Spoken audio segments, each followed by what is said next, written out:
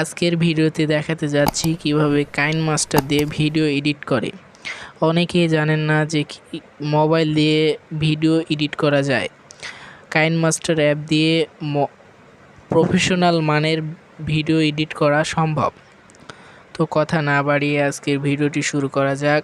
যারা আমাদের চ্যানেলে নতুন তারা অবশ্যই চ্যানেলটি সাবস্ক্রাইব করে আমাদের পাশে থাকবেন, আর যারা অলরেডি সাবস্ক্রাইব করেছেন তাদেরকে অসংখ্য ধন্যবাদ। তো ভিডিওটি শুরু করা যাক। প্রথমে আমাদের প্লে স্টোরে গিয়ে কাইনমাস্টার অ্যাপটি ডাউনলোড করে নিতে হবে। তো আমাদের অলরেডি ডাউনলোড করা আছে, তাই আমরা ডাউনলোড করছি না। আপনাদের প্লে স্টোরে গিয়ে কাইনমাস্টার লিখে সার্চ দিলেই অ্যাপটি চলে আসবে। তো আমরা প্রথমে কাইনমাস্টার অ্যাপটি ওপেন করছি।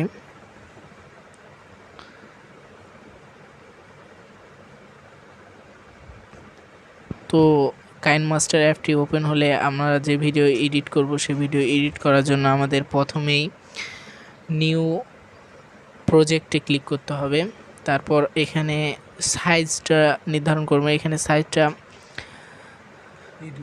16:9, এই সাইজটাই বেস্ট। তো ক্রিয়েটে ক্লিক করবেন, তারপর ব্যাক করে দিবেন। তো প্রথমে আমাদের যেটি করতে হবে, একটি ব্যাকগ্রাউন্ড নিতে হবে। ব্যাকগ্রাউন্ড নেওয়ার জন্য আমাদের প্রথমেই এখানে মিডিয়া অপশানে ক্লিক করতে হবে।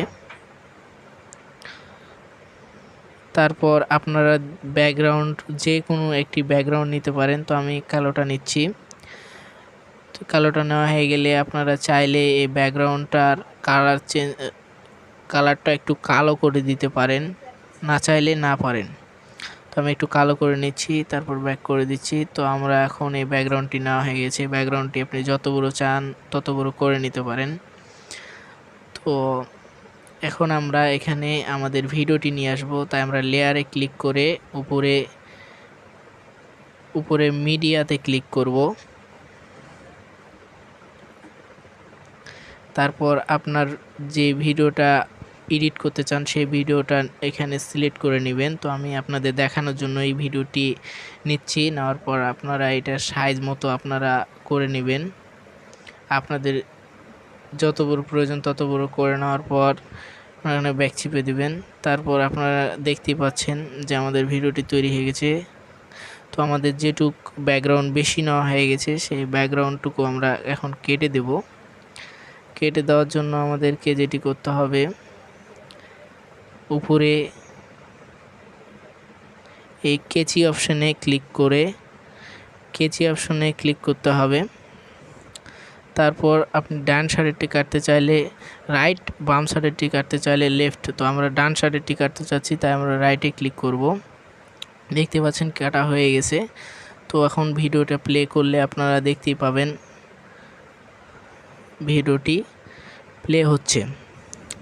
তো এখানে আপনারা কিভাবে মোবাইল পিএনজি ফ্রেম ফিট করবেন। তো মোবাইল পিএনজি ফ্রেম ফিট করার জন্য একটি মোবাইল পিএনজি ফ্রেম প্রয়োজন হবে।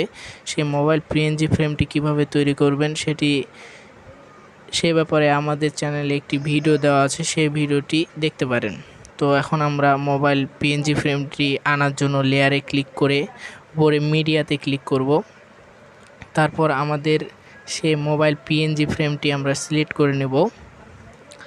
মোবাইল পিএনজি ফ্রেমটি সিলেক্ট হয়ে গেলে এটিকে আপনারা আপনাদের সাইজ মতো বড় করে মিলিয়ে নেবেন। তো আমি আপনাদের দেখানোর জন্য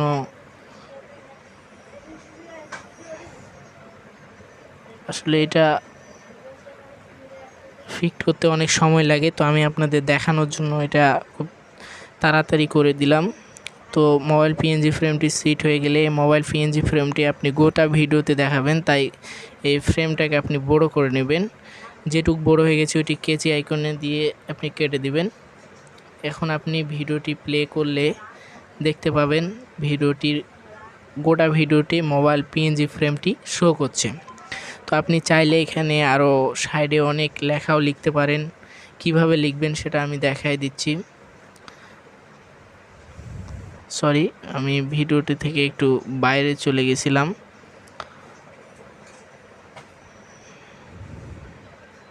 সাইডে লেখার জন্য আপনি লেয়ারে ক্লিক করবেন। তারপর এখানে দেখতে পাচ্ছেন টেক্সট, এই টেক্সটে ক্লিক করবেন।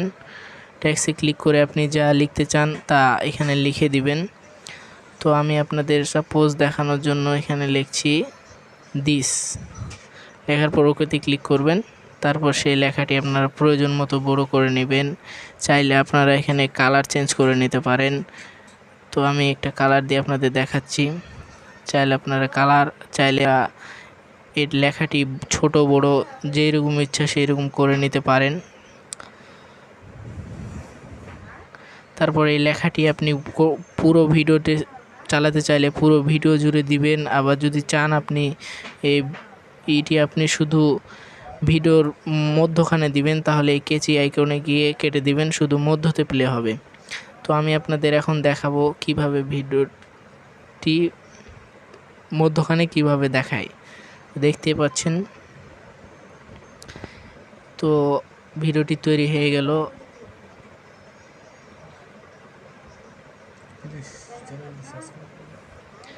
তো আপনারা দেখলেন কিভাবে প্রফেশনাল মানের ভিডিও এডিট করা সম্ভব।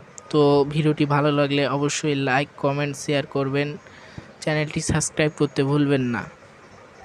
ধন্যবাদ।